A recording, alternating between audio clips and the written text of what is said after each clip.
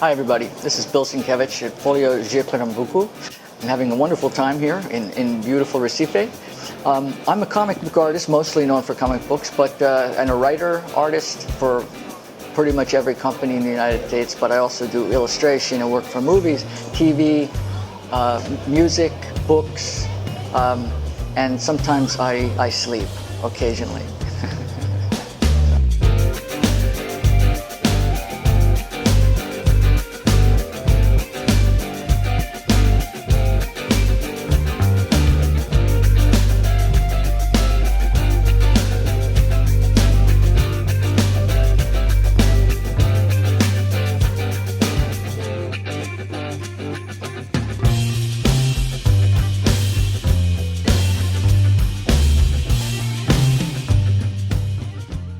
I think part of especially when I'm speaking strictly about the U.S.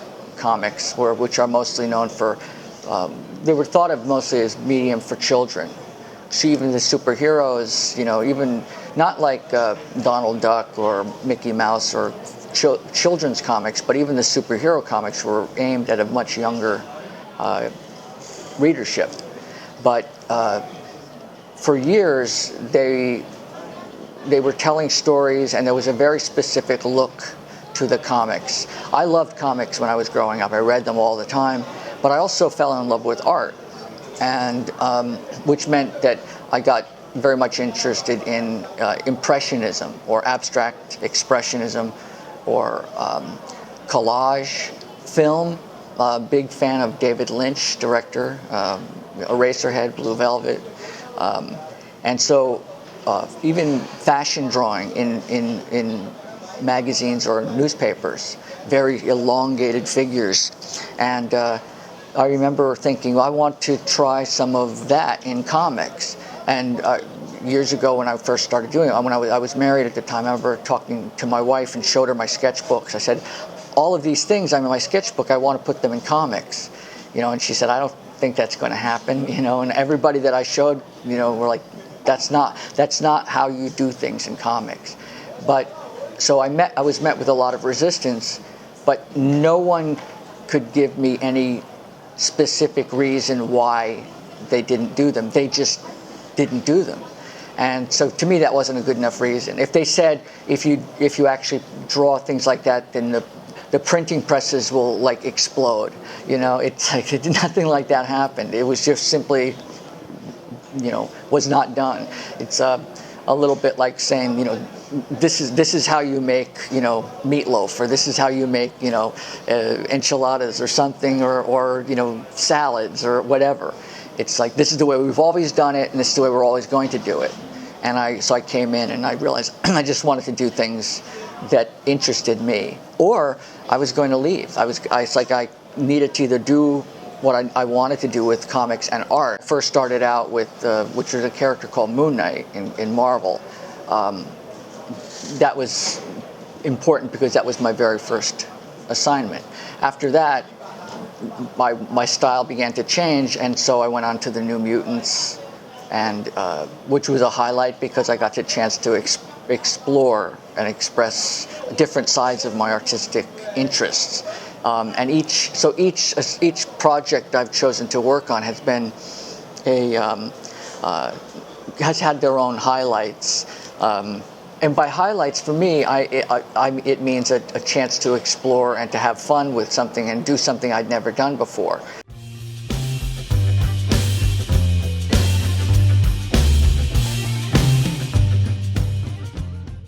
There are things that happen when I'm working, like, for example, I can have ideas of what I want, and I can have done layouts or know what I'm going to do. Like, okay, I know this is what I want to try for a certain scene.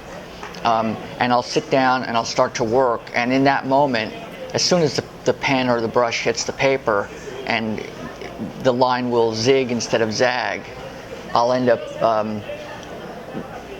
finding out that's the moment. All the ideas and planning can go right out the window. It's like oh, okay, this is what's happening. This is what it wants to be. And I've learned enough over the years that to know that my illusion of control is is that I can sort of guide it, but it's more of a dialogue. And I think, most every creator will say, every artist will say this, that the process of working is kind of a negotiation with the work. The work ultimately knows what it wants to be. So, but as far as like needing other things around, like I will have, sometimes if I'm writing or doing layouts, a lot of times I can't have any noise at all. If I'm doing something like inking or painting, certain things, I can have music on, I can have conversations, but the real deep thinking and pacing things out and finding linkages and resonances and multiple layers upon layers upon layers of meaning and subtext, that all it needs to be done kind of in silence, but also it needs to be done in the moment.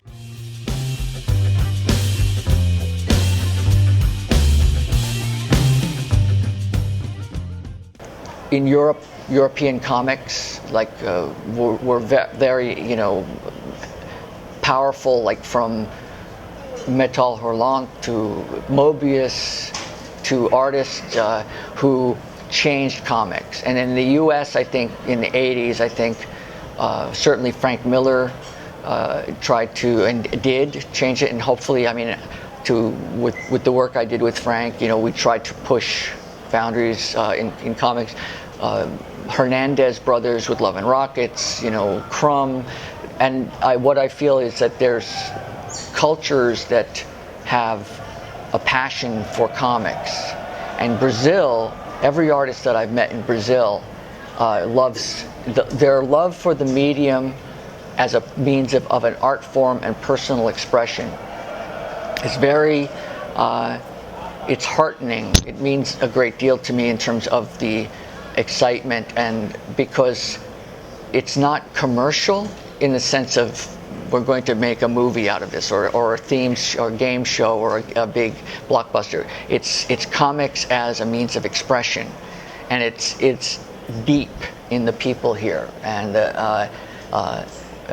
as much as the music and as much as the sun and the dancing and and the love for life.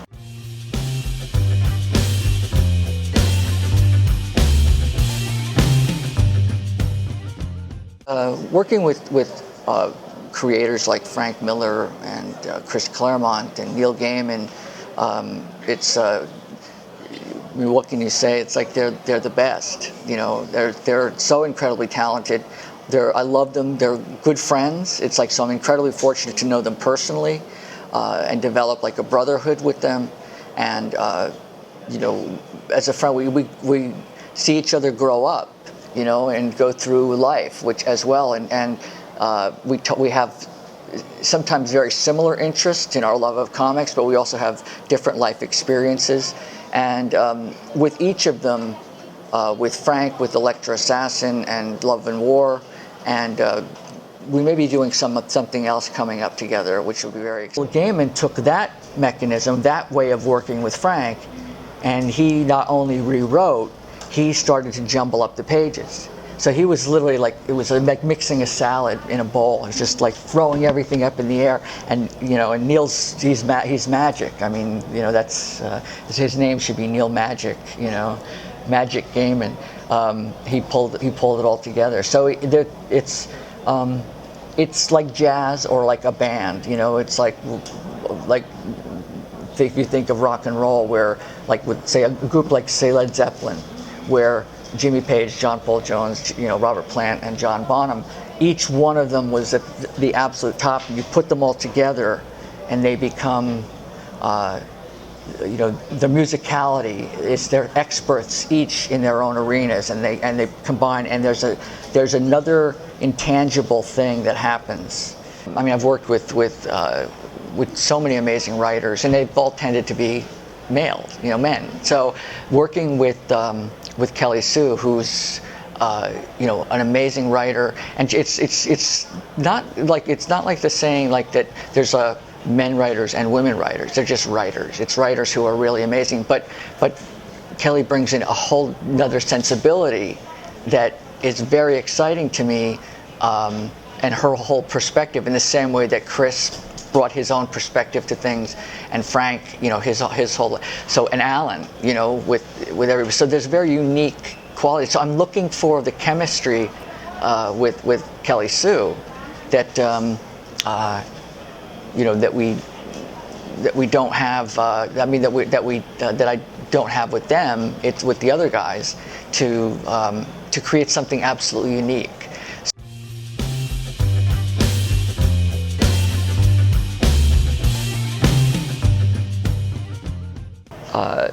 The idea of having comics be comics and be about storytelling, to me, that's one of the reasons I got into this, is that I love the medium itself.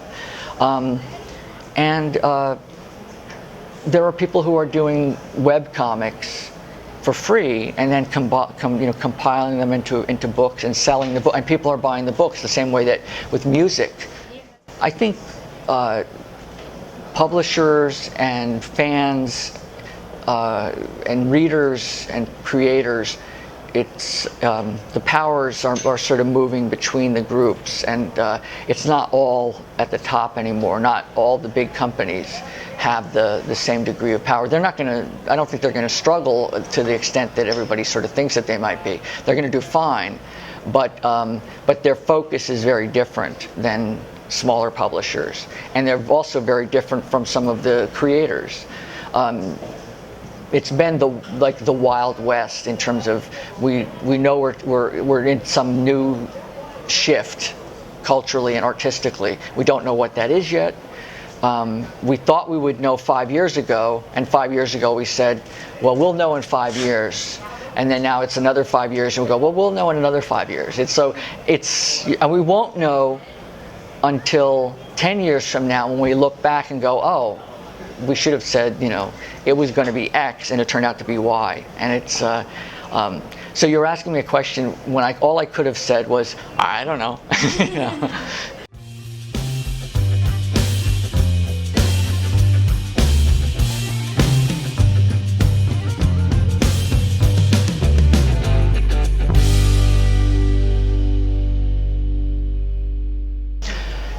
Ciao Recife.